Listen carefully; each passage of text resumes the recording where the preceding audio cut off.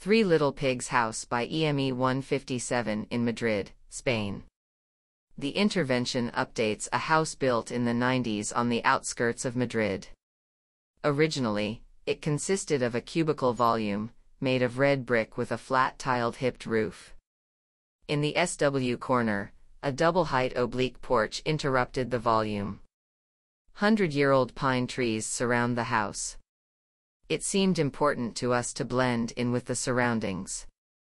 The idea of lining it with cork was the starting point. The cork blends in with the bark of other trees, guarantees durability, and improves the thermal properties of the façade.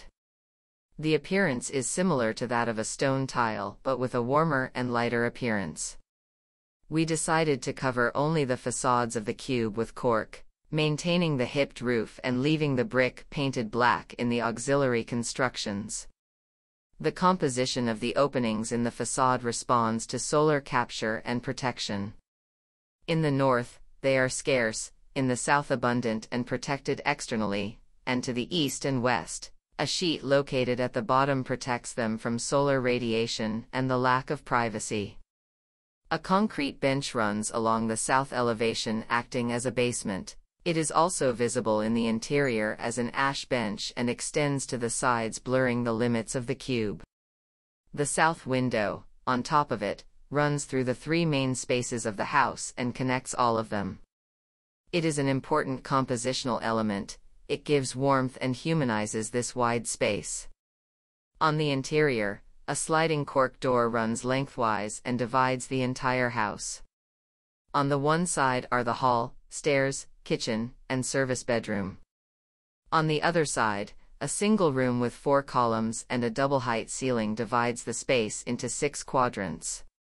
The first 3, close to the sliding windows, are the dining room and living room.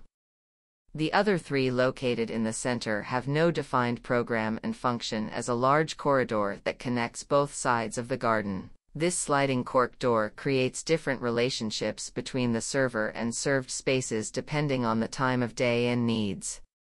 The interior combines a few materials: polished concrete floors, wooden tables, benches, and countertops, stainless steel and white laminate in the kitchen, and plaster showers and bathtubs.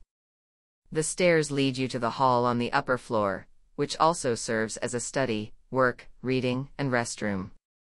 From here, there is access to the daughters' bedrooms and to the master bedroom through a large dressing room.